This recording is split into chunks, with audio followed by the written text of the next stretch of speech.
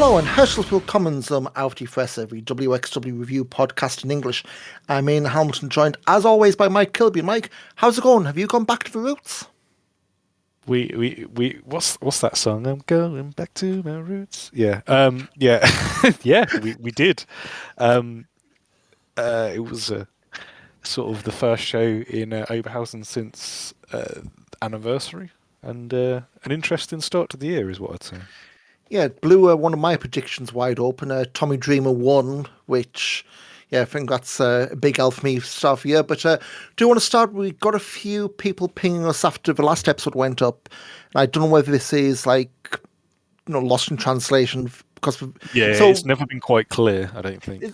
so this is going back to the anniversary show. So obviously, end of December, mid-December, who lost to Peter Tihanyi, and afterwards there was the long promo as they went off air. And, the translation I heard at the time was that who was putting himself in Carat, and whoever beats me ends my career. And I took that to be, well, that's, whoever beats me, that's, my career over. But if I want to keep going, so I took that as, the classic thing in wrestling. I'm going to do this, but if I don't do this, that's me done. Apparently it's, either way, Carat is the end of a Who, which, I think we called out on the Bielefeld shows weird that, Met in particular was calling it out. Apparently that is the storyline. Mm. And I think was it the it was that note a bit Met putting about how he was offered a spot in Progress Super Strong Style 16 but turned it down because I'm not going to be here for it, which again, if you follow through the storyline, that tells you Progress don't really pay attention because at this rate you may as well invite whoever else is retiring. But yeah, so just want to clear that one up. That's what the story is. It's not if I lose I'm done. It's I'm done no matter what, which kind of makes Carat a bit of a dead rubber. Is setting my spidey sense up a little more than it probably would. But again, we'll see in what 30 days when Carat Week starts. But yeah, that's the big guest clarification. But go through to Back to the Roots, and this one I felt had a lot of unannounced matches and maybe a bit too much CSI for my liking. I don't know about you. We can get when we get to it, we can You maybe can have too much CSI. Vegas, New York, Cyber, the Yeah. original. Yeah, I But don't think you can have too much. well, in one go. But when we had the Fight Forever pre-show opening match unannounced, Bobby Guns beating Nordino, one half of CSI. Again, fine for what it was. And I think it was one of these where WXW is definitely putting people in now who are there to eat pins. Whereas for a while, he had the whole thing where, M was in for a while, then he was gone. Aaron is in for festival weekends, so now we're getting more people in to take those spots and not, outside the festival weekend. So, decent enough match, 4 minutes, there's no great shakes, I guess you could say, but, good to remind you, Bobby Guns is around, going into Carat season. Yeah, well, you say he's got to stay in sort of fighting fit condition, really, hasn't he? If he's kind of had a few Carats where he's not really done too much. So if he's going to have a good run at it, he's going to have to. These are the sort of matches he needs to be winning, really, isn't it? Keep the ring rusted bay.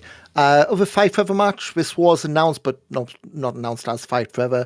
Planta Kojiro over 10 out of 10 next level again. Bellamy and Duke, their role for the moment is, counting the spotlights. They did the job perfectly well here tonight. And yeah, Planta Kojiro is still hanging around the tag division, still, keeping the Road Warrior stuff. But yeah, I think it's one of these, we've said, God, it feels like since 2024's tag league, the tag division is still a couple of teams could do with a few more, but at least for now, we kind of know what roughly where they're aiming towards, and certainly Planta Kojiro, they're working from the bottom back up to the top, I guess. Moving on to the main show and start off European title match. Ricky Sosa defending against Leon Cage. Have you got any thoughts? Because I feel like I'm going to go on a rant that's going to get me excommunicated out of Wales from this. Go for it, because I felt there was Leon Cage didn't really coat himself in flowers for me. Cover himself in glory. Yeah, so So obviously, Rev Pro Super Promotion, I watched nowhere near as closely as I used to. About I'm trying to think of the days. About a week or two before this was the London Monthly show. So it used to be the Cockpit for 229. Now it's at Porchester Hall, and it was Leon Cage against Kuro, also sometimes of WXW. And that was a match which our mutual friend Gadget, if you'd seen his tweets, if he, with the way he phrases stuff, he's very rarely negative, but you can tell the way he phrases stuff. But He's a real politician. yeah, About things like that. and I think the way That's not an insult. yeah, the way he phrased it was they were too ambitious. Like there's just too much stuff they tried where they'd go for spots, but blow it, and it was just one of those matches where it's like there's better in you. You're trying to save something because you probably know it didn't go to plan, and this was the same here. There's one spot in particular which I know. I was just sitting there, and thankfully, the WXW video crew, Mark Shuttle and Covey, have the timer on screen, so I didn't need to get my stopwatch out for this. So it's a spot where Sosa bails to the outside. This is like midway through the match. And things, Leon was up top going to do moonsault, and Sosa bails. So he doesn't get down. He does the video game, stand up and pivot. So instead of facing the crowd, he's facing the ring. And then time stands still. Not, a couple of seconds. I went back and counted 10 full seconds. It's like Sosa's just standing there, how boxing games you've got the punch drunk weeble wobble animations. I'm just thinking, surely he's not got a fear of heights. But what the hell is going on? You stand there, you'd walk away. Yeah, either you pass out, you collapse on the floor, and you sitting duck then. But just that whole thing made Sosa look bad. It made Leon look bad. It's I get if I was in your head what you wanted to do, but if the ropes were unsteady or something wasn't right, and you're there for 10 seconds, and I bet you in the moment it felt a lot longer. You've got to have that instinct in you to scrap this, do something else. Even if it's it felt long watching it live. Yeah. And it's Leon's a young lad. I know he's only a couple of years in, but it's back-to-back matches new enough where something like this isn't happening. And I'll say this now with Sosa. This isn't necessarily a knock on him, but whoever's putting these matches together need to get the hell away from have him against other inexperienced guys, because we saw, was it Bobby Guns? Yeah. He needs to be working Tisha. He needs to be working Bobby. He needs to be working Dreisker. Yeah. He needs to be working them sort of people, because I think Leon has possibly done Ricky a bit of a disservice, because ultimately there's been quite rightly slight an element of the theme song thing, but there's been a lot of eyes on Ricky Sosa, kind of organically in the last sort of month, really. I think it was literally in about a week, the immediate sort of 2 weeks before this show, there's a lot of eyes on him, and this kind of was his first sort of big match, I suppose, really, because as much as maybe the French and the Belgian promotions are quite, they have their own sort of following, WXW is still the biggest place he works by a significant amount, and I feel that especially with the new deal with not Fight TV, what is it now? Independent Wrestling TV, IWTV. IWTV. There's people who are subscribers to that who maybe will go, I'll tell you what, I'll check it out because got, and somebody has said something very often, semi appropriate and about it, and wrestling is unlike a lot of other art forms. Wrestling is, if something gets hype, it's a show me off thing. It's not a one match doesn't necessarily live up to hype, and this is the sort of thing that not good. It's not a good thing for it to be happening in sort of 2 weeks after the hype has started. Yeah, you're going to get the bad faithers have a look at it and go, "Oh, he's an entrance." And to be fair, I've seen a lot more of Leon Cage than you probably. I've seen more Ricky Sosa than Leon Cage. Yeah, sure. You've seen more Ricky Sosa than I have. I would say for Leon, this is more of an aberration than the norm. My concern is this back-to-back with the Rev Pro stuff. I don't want this to be a trend because, and I've seen people who fall in that bucket who hadn't seen either of these guys before flip on IWTV and see it, and it's like he's a Will Ospreay clone, and that kind of phrasing is deaf in certain circles, and especially. I mean, I'm not going to throw names out, but there's certain groups of people who are getting more and more prominent, newcomers who are getting that. Oh, he's a Will Ospreay clone. He's got the kind of like gear. It's like the problem as well. Will Ospreay in the past was, 10, 12 years ago, that was him. And I think the problem is everyone's now is looking for everyone to follow those same steps of, the flippy guy who does stuff that doesn't make sense but wows you. But 12 years ago, it was much more, eye-catching than it is today because every fucker does it. I think I wouldn't necessarily say for Leon that's him done and never ever go back. No. It's a whole thing of it does us no good to tear young wrestlers down. It's not what we're talking about. But what I'd say it's the kind of thing. I'm sure they did tape for you. I know he's a new wave guy, so I'm pretty sure Brendan, Danny, and all the lads there will be pointing that out. Much more detail than we are, and that's maybe the kind of thing of. If you've got something spectacular planned, I mean, this was his German debut, so for him it's his biggest match to date. Stuff like that, you're going to get bigger opportunities elsewhere, but maybe a case of recognize if something isn't going the way you want, whether it's a case of whether it's nerves, whether it's a case you're not sure, the height or the distance, bail out and do something else. Because the worst case, you just freeze. And I'm sure all of us at some point when we were at school either were or knew someone who on stage froze at the worst moment and ain't nice. No, that may be personal experience. But moving on, we had our second dose of CSI. So we had a pre-tape who was there, even though not advertised for a match. They had to pick up some vacation, I guess. One of the last times he'll be in Oberhausen, I guess. Picked up, was it a pot noodle or something like that, or whatever the German equivalent was? Of course, CSIs were taken to make, that's not past, I don't know, see translation, that's not past this is real stuff. Who got in my face, and boom, we've got a match. Beaten Luca de Leon in 5 minutes, and then what felt like half an hour of slapstick afterwards, which I don't like. It was funny, but then it just kept going, and it kept going, and it kept going. It's like, no, that was great. It's one of those things. Like I got with going, but at one point I was thinking, okay, is there someone backstage for Shepherd's Crook? Because I feel like if it's going to go on, if we're doing one more round, that is coming out. Yeah, I thought it was so based, honestly. Uhura basically just beat up CSI for like a good 5 minutes. Just it'd start walking away, and then he'd beat him up again. It was just brilliant, superb. I mean, was it Nordino, because he was still showing the effects of the Bobby Guns match earlier, and also the shove backstage. We don't know what the timeline is. Who cares? It doesn't really matter.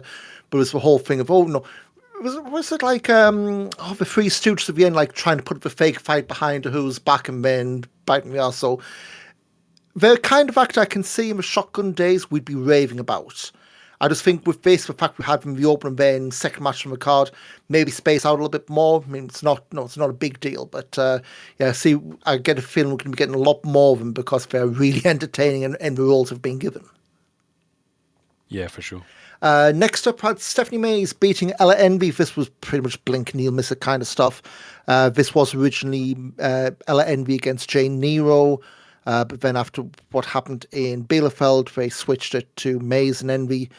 Then things afterwards, we had Jane Nero come out and attack Stephanie Mays, issued an open challenge, and second surprise of the night, Dani Luna, fresh from her visa issues of TNA appearing in Oberhausen.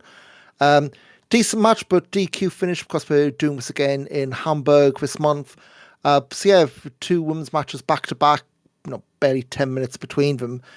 Again, fine for the word, but I think clearly we're setting up something with Jane New, I guess, making up for lost time, her not being part of Femme Fatale last year. Yeah, and I think they seem to be quite willing to put a bit of stock in her because, I say, she'd recently been part of that Lodestone thing, and it's probably she's someone who I think is seen as someone who's taking it seriously, where sometimes you don't always think that's the case. Yeah, I mean, again, not naming names, but I think there's been a long spell of folks who, folks have maybe gone on record, maybe not, so I'm not mentioning names, they'll get the first booking when I've made it, and then they fall off the face of the earth and, work for the same 2-3 promotions. So, the fact that, they're bringing in big names from outside of Germany, like Danny Luna, tells you that, they definitely see something in Jane New, and hopefully it's something they're able to build on. And it's not one of these, oh, hey, WWE's interested, get a signed, before she's had, chance to get a feet under the table, kind of. So we'll see how that goes. Next, about a 16 carat qualifier, Zoltan, making his way into the tournament, beating BK Westbrook in just under 10 minutes. Again, this is fine. And I think with Zoltan, he's been around for, as I say, a while, like he's a Blum veteran. He's still, 19, which obscenely young. But I think it's one of these, it's a slow burner. In that he's got the basics down, he's he's getting some flashes, but he's not doing flips to make go ooh wow. He's consistent. Like I don't think I've seen him had a bad match. Obviously, he had the stuff with Dragon Kid and Dragon Dyer at Person Grand Prix, which some are suspecting may be an in for Dragon Gate in the not too distant future. Who knows? But I think Sultan definitely going about the right way. He's playing the long game and not aiming to be part of TikToks and Instagram reels for quick hit and actually getting a work in. So he's part of Carat. I think they said he's the youngest person ever to be in Carat, which again we're old, Mike, but yeah. So he's in. Next, he would have been 10 at my first ever 16 carat. Oh my god! Actually, possibly even 9. So there we go. No, younger, possibly 8. Oh my! He wouldn't have been allowed. Well, he wouldn't have been allowed in the building. He was far from being allowed in the building. Let's just put it that way. So after that, we had a rematch from the World Tag Team Tournament final. It was the grind against Brendan White, Danny Jones, Greedy Souls, and this is me being fixated on theme music. They finally managed to use their unedited version of the grind's music here. I don't know if you picked up. There's lyrics in the song which they couldn't use before, and I've gone blank. But it's like, did it because we're the champions? They edit that out because obviously when we're not champions, it's heelish. I managed to find the tracks, production library stuff. It's like, did they edit that out? And yeah, they did. And when on the show Back to the Roots, they played it on edit. So clearly they knew, and they didn't leave it. They didn't play the wrong version before they won. So again, decent match again. Shade over 10 minutes. I think very much at this point in the show where, because I think it's 10 matches all in all. They were racing through everything on the undercard. So I think this is one where we had a few moments, could have gotten, been a bit better. But again, the story here wasn't the Greedy Souls winning like the tag tournament. This is more of the grind, getting Rome back for losing that final, and I guess firmly putting the Greedy Souls in the rearview mirror. Yeah, I think so. I know we kind of have said like, oh, the tag team division's not too hot, but like they are. I feel that there's a lot of people circling sort of around. Like I feel like there is still always about 2 or 3. Like I think Panic Gajira is a very legitimate challenger. It wouldn't surprise me if Duke and Bellamy scam their way into a championship challenge.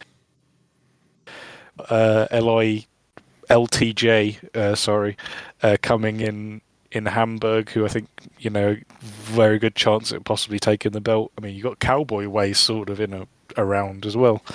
I think there's a lot of people who it's not as maybe dire as we maybe sometimes say it is. I think it's more when we see the matches, it does feel like it's the same teams in and around the picture, but they do have, like you say, a lot of teams hovering around it. Duke and Bellamy, I mean, for Big Bucks last year, they were pretty much getting beaten like a drum. And, they ended up winning the tag titles. So yeah, it's not, oh, you're on this spot and you're there forever. But I think it's one of these. I think because we've had, the last quarter of last year, it was the same 2-3 teams. I mean, for all we know, Mike, end of the month, Bushi and Knight will have the tag titles and we'll bug off back to Noah, from which that'd be something different. Exactly. I guess if I want to make I brought up and make a diversion. Our old pal Jacob Crane was on Pro Wrestling Knows Monday Night Mayhem last Yeah, night, as we were in the recording this, Rumble. in a rumble with a bunch of guys. So Monday Night Mayhem's like Noah's sometimes, like obviously Monday show, and like they've been very much leaning into names you would not have expected lately. Like I think a couple of weeks back, Danny Duggan, Shikahiro Urie's a tag team. It's like the hell. Archie Cole, sometimes the Rev Pro, Ike Navarro, Jack Morris, when he's a regular there. There's a Dutch fellow called Nathan de Wint who popped up.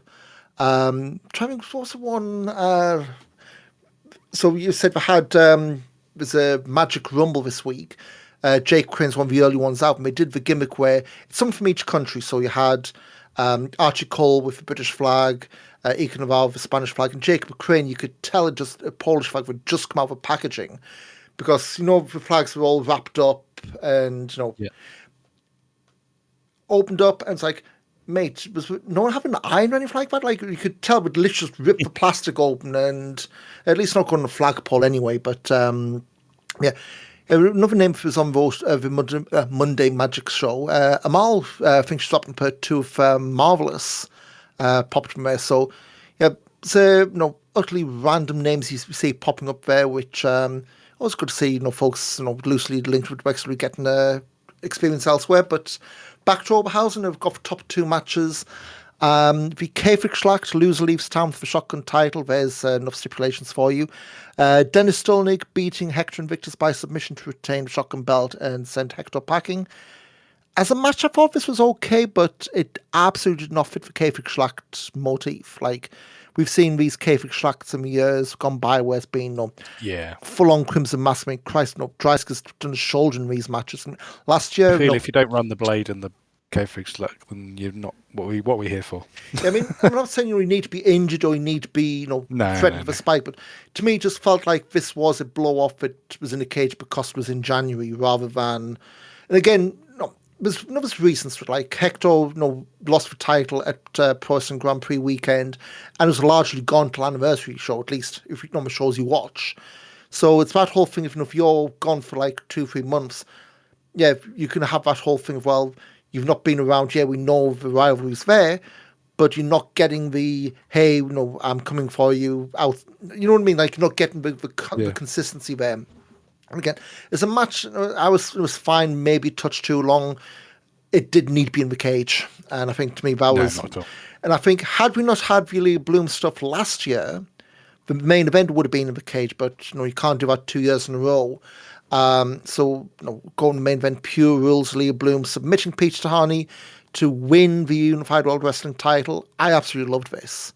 It was a slow start. I mean, pure rules matches they are a bit of a quiet taste, shall we say? Like if you are not, very much into the rope breaks or the ways that heels have to use the rules to get ahead, it can be very great when you've got to go for. You've used all your rope breaks, and it feels like it's like the old NXT Heritage Cup matches. We always ended 2-1 because make full use of stipulation.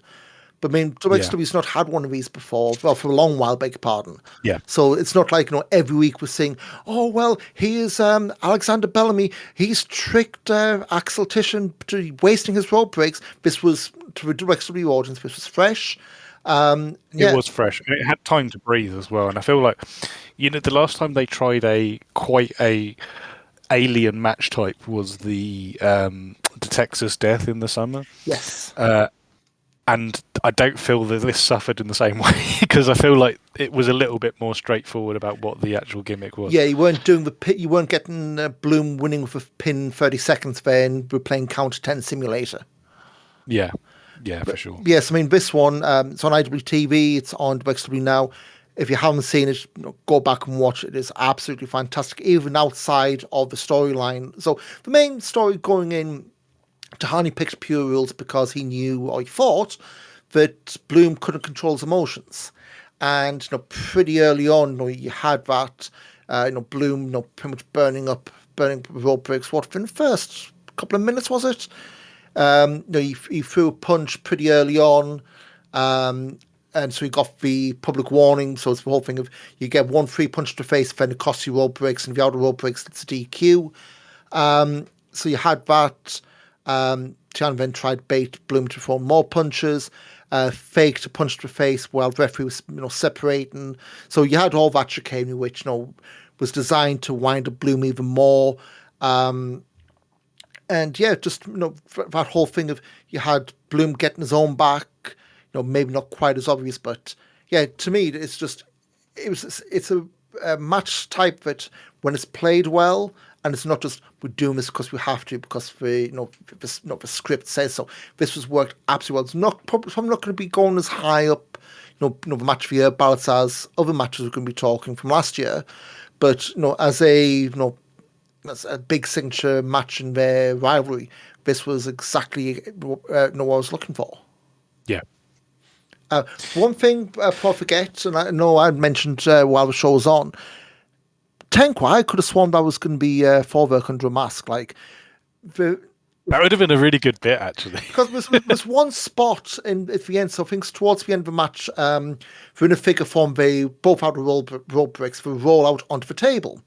And Blum where his head and torso was right by where Tenqua was. I'm thinking, and I was already suspect because Tenqua had the chain that Forwerk usually wears. I'm thinking, we've not seen Tenqua for a while. There's nothing stopping them from putting Forwerk under the mask, because they'd done the whole force off the scent stuff with, he's not turned up. Bielefeld didn't show up. He wasn't there today. And it's like, that's the perfect thing to do, if you're going to keep this going. But nope, it really was Tenqua. And yeah, to me, I thought, there is stuff in the Shotgun vlog which, kind of builds up, Tihanyi being pissed at Forwerk not being there. But the whole thing of, well, Peter Tihanyi can get the job done by himself. Well, now this one time he couldn't. And, Elijah Blum ends the month on top of the world. Yeah, I was very surprised. I could have sworn there was going to be another way of screwing him out of it, but then I kind of feel like you can't keep kicking the puppy forever. Yeah, which is what it kind of feels like. But I think, and as we go into sort of what it means for Carat, I think actually we'd always had that sort of question mark around, what would the main event of Carat be? Do you end up with Tihanyi Blum again? And it's like, it can't. I don't think you can keep going back to that well, at least not for a while. So yeah, I'm very pleasantly surprised, and I think Blum has significantly improved. I think not to say he was a liability or anything. That's not by any stretch of the imagination. But I think when you look at the people around him, Peter, Ahura, even to an extent, Manders. You look at the people around him, and he was always sort of maybe the fourth wheel. But now I think over the past I think since Tagfest, he's really, really stepped up. But then again, I think maybe we'd been I think I'd definitely be unfair to him. I think with Blum, there's been that sense where maybe this in a holding. Yeah, and I think maybe get that big. Yeah. You're waiting for the big celebrate moment. I think as well, maybe, well, definitely unfairly, because he has had those WWE tryouts. There's been some maybe reading too much in and thinking, oh, that's maybe pandering to that particular section, with some stuff. I mean, again, you've got to think he's only 4 or 5 years in. And I mean, we were only just starting this podcast when he was debuting, and we're getting all the stuff. He knows the hottest prospect out of the academy, and I mean, I haven't been back to look, but certainly this feels like one of the first guys in recent times they've gotten from scratch to the very top. So yeah, a couple of things I want to go through. Back to the roots, and again, this is what they put on a website rather than dot counting. 590 in the Turbine Hall for this last weekend. The highest crowd for Back to the Roots since 2019. I've had 620 vows for a year where we had the 2K for Schlachts for Rise Against Rise and Absolute Andy against Ilya Dragunov with Nick Hine involved, which, I remember that wasn't, that was a bit problematic at the time, I remember, with Nick Hine being involved and I wonder what that he's whole up to thing. nowadays. Oh, dare we To look? think. Yeah. Anyway. Yeah. But anyway. So coming out of that shotgun vlog, the usual, bits and pieces. We had Elijah Blum saying that, this is something I should have won, Carat last year. Mentioned about having a TV deal worth 15 grand that he turned down, which I don't remember hearing anyone. That's just, fluff for the promo, but guess we'll see. Bloom then named some potential challengers, of course, Peter Tihanyi, who, but of course he's done so. Where's the point in that? And then Manders, and that is our championship Saturday main event, so to speak. Saturday of 16 Carat Gold weekend, one called Manders, Elijah Blum for the title, which they've had some good ones. And It's been done, but this is the first time it's the other way round where yes, Blum's with the belt. Yeah. Zoltan looking forward to Carat, so is Ricky Sosa. Yeah, all the young'uns are. Lawrence Strowman looking forward to the match with Los Tranquilos de Japón. Instead, we've got a trios match in Leipzig. Go for that momentarily. Dennis Stolnick's took another spot for Carat. M4 doing some spot with weightlifting with the it's like the set girders, I guess, one better word. More comedy with them because Nordino couldn't lift it up, but M4 could lift him and the setup. Peter Tihanyi mentioned upset of Forwerk not being around, and he's got the promoting spot on Carat. So we've got Leipzig this coming weekend. We'll take the final spot. That's the mini tournament. But the names we have announced so far for Carat: Chihiro Hashimoto, Yato, Tetsuya Naito, Bushi, Ares, Eric Stevens, Titus Alexander, Uhura, Ricky Sosa, Thomas Shire, Axel Tischer, Bobby Guns, Zoltan, Dennis Stolnick, and Peter Tihanyi.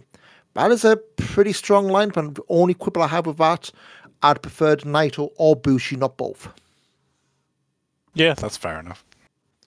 Of course, the last one will be either Mudo or Dieter Schwartz or Johnny Rancid, Don't Laugh, or Alex Duke, Alex Duke's the last one. I always forget which was him or Bellamy in the spot. So that's what's coming Sunday at the Hellraiser in Leipzig. Before we get to Carat and other stuff that's upcoming, I want to touch on a couple of things which got wrapped up in the last week or so over on Voice of Wrestling. So just after our last episode went out, Voice of Wrestling, our friend Alan Farrell, posted the 2025 SFM 50. So this is list of the top 50 wrestlers in the world based on, of course, panel's view. This is like the historical... I guess following the lineage of a Power Slam 50 and the FSM 50, the old Fighting Spirit magazine. This year it's not outlasted the publication, basically. Yeah, they basically took it over when FSM went under, and I think their voice has been doing since 2019, I want to say. So, they've had it longer than the magazine's been around. So, but yeah, in terms of European, I guess even to XW names, it's been a pretty lean year when it comes to individuals to pick at. Adam Priest got number 40, Leon Slave number 37. Most of the Euro names came from the honorable mentions: Manders, Ahura, Danny Luna, and Yuto Ice. Strange not Oscar, but just suppose worth touching on those. I mean, I'm part of a panel for this, and I put a lot of European names on, but there was nobody who didn't make the list. If I was not feel too aggrieved, I mean, maybe who or Manders could put on, but I think it's one of those where I think Manders is hard done by there, but yeah, I think the problem is with Manders, and this is maybe we touched on earlier with the exposure stuff. While he split himself between WXW and I'll say GCW American promotions, it's a lot of promotions that don't typically get watched by the masses. And it's promotions I watch because I watch WXW. So in my head, because it's so if he works for is it New Texas? If he works for New Texas Pro, obviously Game Changer. I watch them because they have WXW people, so probably the bias for me is, they're bigger promotions than they actually are. Yeah. And also the one in St. Louis, Anarchy, not Anarchy, Gateway, St. Louis no, Anarchy, yeah. St. Louis Anarchy. Yeah. I was about to say Anarchy Pro, but that's the promotion that still owes me a ticket for a show that will never happen. The old death match fed in London. Yeah, that was a great little promotion. Walter versus Chris Brooks for £7 on a Thursday. You can't go wrong. You never get most days back. No. I did win it's a story I tell often, but I did win at their last ever show. I won the raffle, and the prize was a ticket to the next show. There was never another show. So didn't they say we're going to come back in Sheffield a few years back, and then that went nowhere? I think they did. I think they did possibly, but it's fine. I wasn't going to go to Sheffield for it. So. It was good fun though. Yeah, what's the name of the pub they ran at? I remember it was one Dingwalls. of those. Yeah, that was it. It was one of those where we had to, kept finding a venue. It's a typical thing of deathmatch promotions over here. They lose a venue and then wash, rinse, repeat, wash, rinse, repeat. Dingwalls was fine with it. I thought wasn't it? Might be coming out of COVID. I think maybe the venue went or something, but. Dingwalls still exists. Sorry, it's completely off track, but Dingwalls does still exist as a venue because Robbie Williams played there very recently. So it's possibly not the same management, but the venue's definitely it's a very historic building. Might be a management thing that I can get. I think them. But elsewhere from Voice Wrestling, they had their match for your ballot. Now this is one a bit more widely handled. So I had a vote in this one. Open to media members and.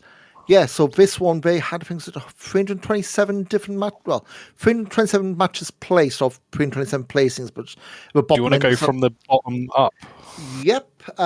Yeah, because the top one, I think, is going to surprise a few people. So I was going to do a bit where I was going to read the matches like from the bottom up and go, for non-WXW ones, but.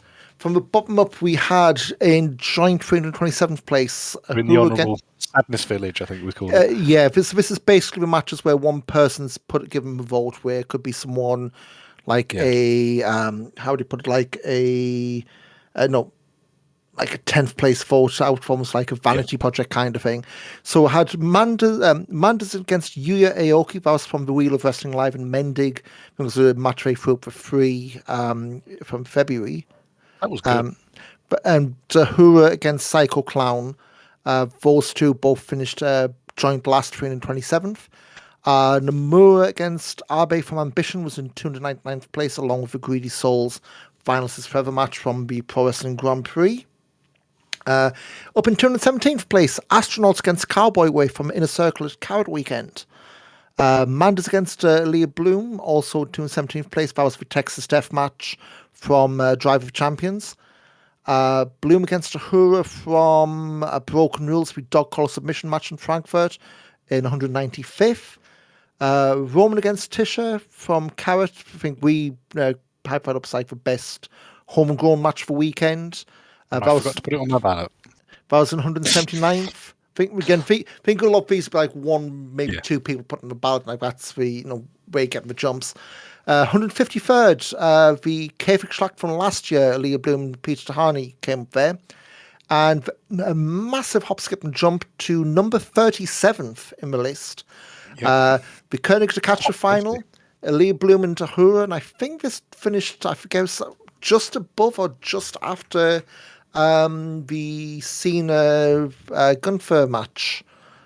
So I think that came 36th, which is completely nonsense because that match was rubbish and this was good. So just looking at the final listings, it was Bloom Ahura got 44 points.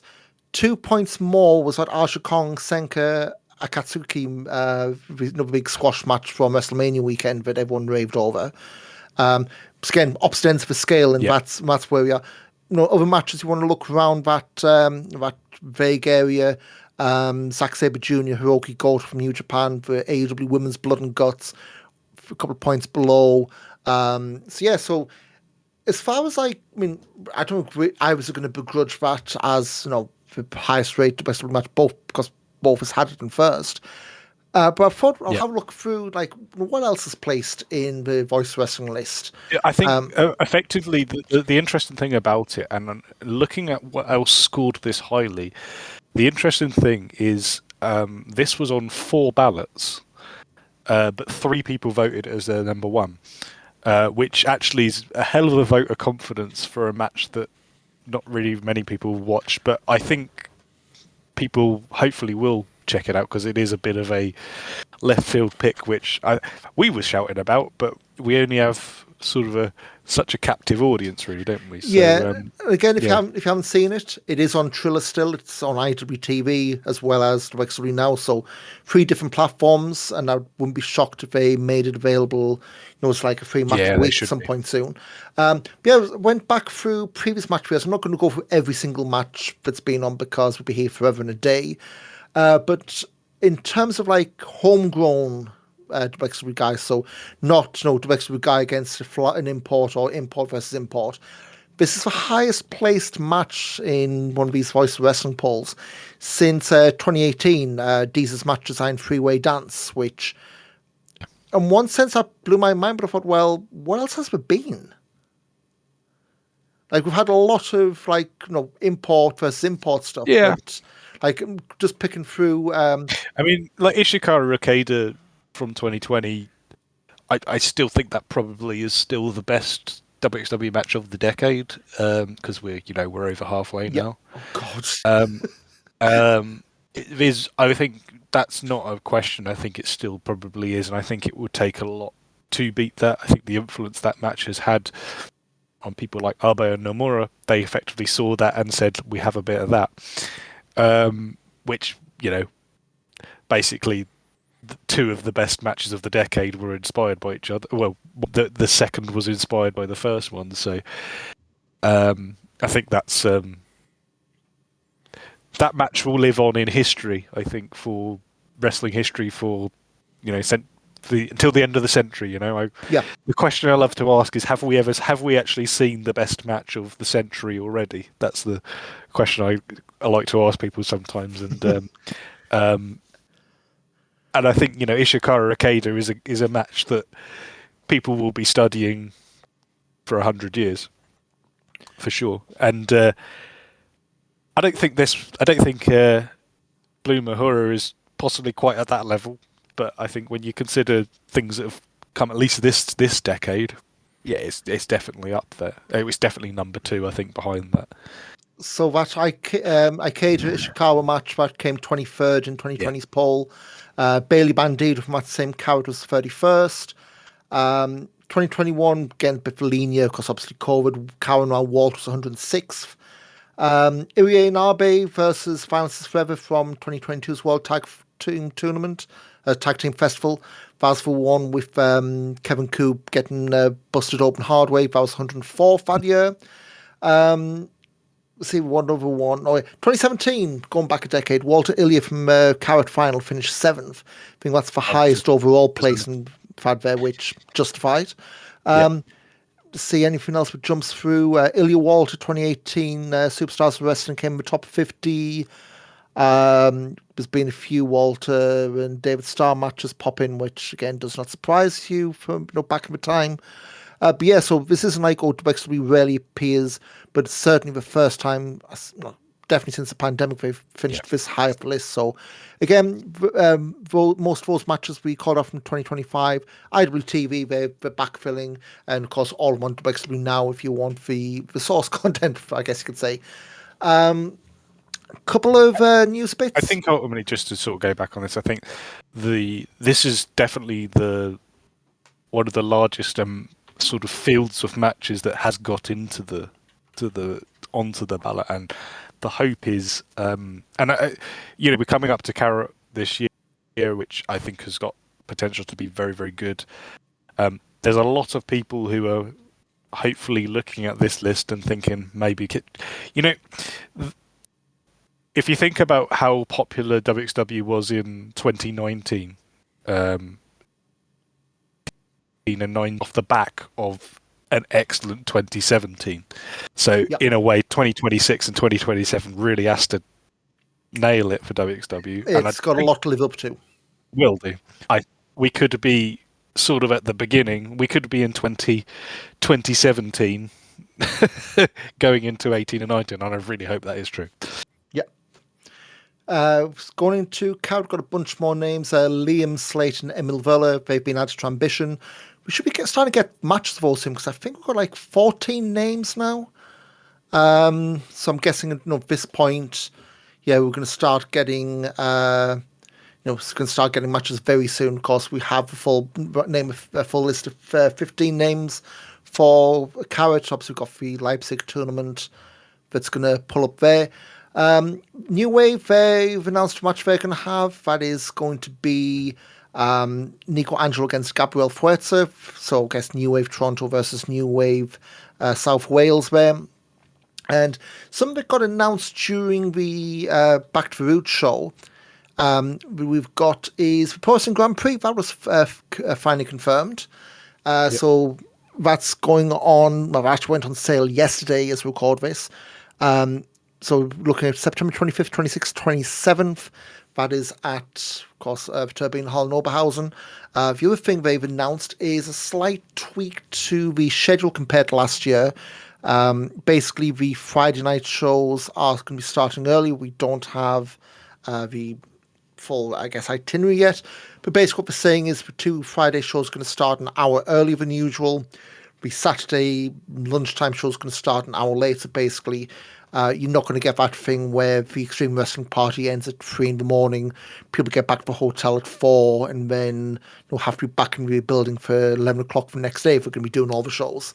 So that's one worth noting. Again, tickets went on sale and they seem to be doing pretty well. Had a quick look for the show. If you want front row, there's only 4 of those left. That's not quite Carat pace, but I think last year's Porcelain Grand Prix, those front rows didn't go quite that quickly. So if you're looking and you want those front row seats, maybe not now, but they're certainly time of the essence, I guess. Again, I think we've got the evening pass, so they need to make this a bit more clear, I feel, because I had a look on Inventum, and I thought, the evening pass will just be the evening tickets. No, all we're doing at the moment is the festival pass, which is everything bar Inner Circle, or the evening pass, which is just the Friday, Saturday, and Sunday evening shows. So if you want a bit more, if you can be picking and choosing, we'll have the show 1, show 2, show 3, show 4, Extreme Wrestling Party, Wheel of Wrestling stuff, near the time.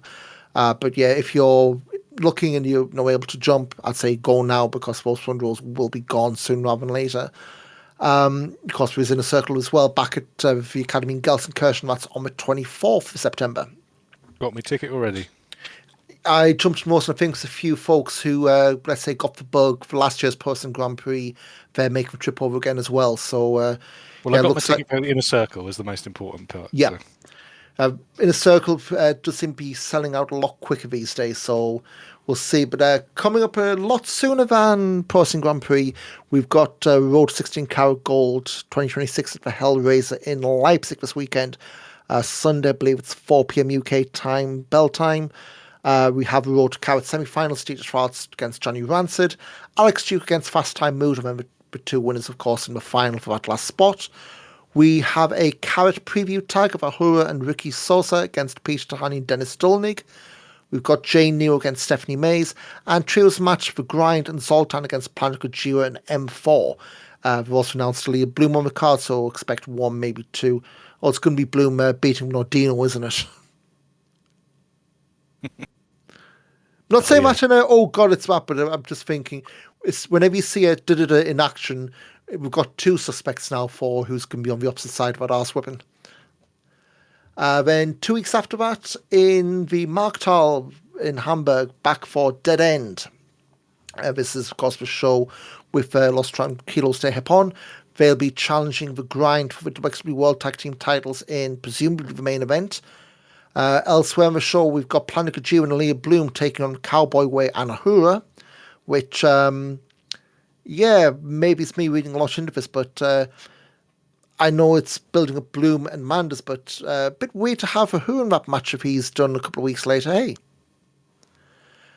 Jane Nero against Danny Luna, and Progress are back again. First round women's Super Strong Style 16 match. Stephanie Mays against Maddie Morgan. And I think it's 4 matches. Maybe a few more announced after Leipzig, I'd guess. And then, Mike, 16 Carat Gold season, March 4th at the Academy Gelsenkirchen Wednesday Night Heat. March 5th at Turok and Essen for Inner Circle Homecoming. And then 6th, 7th, 8th in Turbine Hall 1 in Oberhausen. It's Carat. And we are literally down now to standing for Carat shows and seating for matinees. Down to the last 30 days. So if you haven't made your mind up, best get used to standing, I guess. Best way to go. And the ticket news for the Cult Temple, for Wrestling Cult, on the Saturday morning. The balcony is sold out. Oh, bloody hell. The balcony is sold out, but they're still standing. So you may even still be able to, at this point, get... I don't work for them. You may still be able to get a early bird ticket, I think, possibly still at this point. But did you see the other week, back end of January, they did a show that was live streamed on YouTube, but it was literally a mobile phone portrait mode in the aisle for the whole show? I didn't, but that sounds very accurate. Yeah. And if we're wrapping this up, Cult do have a couple of matches on there for fruit shopping. The Wrestling Cult... Put in, we've been the full preview. Yeah, go for it. Yeah. Wrestle Cult No Limits title match, Maggot. There's a name we haven't seen for a while, defending against Ultima Sombra, MBM, and Tucker. There's a name that keeps popping up every now and then. Women's title, Baby Allison, I think she just beat Lan Roston for the belt last month, defending against Jane Nero and Jessie J. And nice. I think that's all that they've got announced so far. They have also announced in the main event, Carnage is defending the title against Axel Tischer. So there's a bonus Axeman match if you are in Oberhausen that weekend. That has got Absolute Andy and the Cult Temple vibes all over it, has it not? Yeah, hell yeah. No, it'd be good. I'm looking forward to that. Any extra Tischer is always a good thing. Depending on what gets announced for the independent wrestling, some that might be short taken instead, because RevPro still haven't acknowledged that booking. The longer they do, the more I fear David Francisco in that match. But David Francisco with James. Oh no, they're tag team, aren't they? They're part of the same group. David Francisco and Danny Black making up for a few years for Gold Progress. But anyway, that's going to get me excommunicated from RevPro even more. But yeah, so we'll be back in a couple of weeks with the Leipzig show round and Dead End. Both those will be on WXW Now and IWTV, I believe. Certainly Dead End you expect to be on IWTV Live. I think when I looked as well, the Leipzig show's only on WXW Now, I believe. I'm just looking for the IWTV schedule. Yeah. It is not currently listed on IWTV, so I have a feeling it's going to be just German live and then English on demand. That tends to be the way for those smaller venues. But definitely WXW Now, you'll get something live, regardless of the language. But yeah, so Mike, whereabouts can people find you on social media going into Carat season? You can find me at any time, not even just Carat season. You can find me as at Mike Kilby on everything, even Blue Sky, Instagram, Twitter. Blue Sky. That's all. That's really it really is these days, isn't it? I'm on all of those. I'm always tweeting about WXW and Luton Town and how much it depresses me. So yeah. Just think a few years back, and I'm not going to crow about, but that was a few years back, yeah. I'm just going to say is that Talby goal last night, that was quite a thing. But you can find me over at Ian Wrestling on Twitter, Instagram, Blue Sky. If I remember my password, it'll be on there as well. But yeah, if you haven't already, subscribe to us, Apple Podcasts, Spotify, YouTube, wherever. Back catalogue's easy to find there as well. And we'll be back in a couple of weeks for, like I say, the Leipzig and Dead End reviews, and then our Carat preview as well. So it's going to be here before you know it, Mike. But thanks for listening, everyone. We'll see you in a couple of weeks' time. Cheers. Cheers.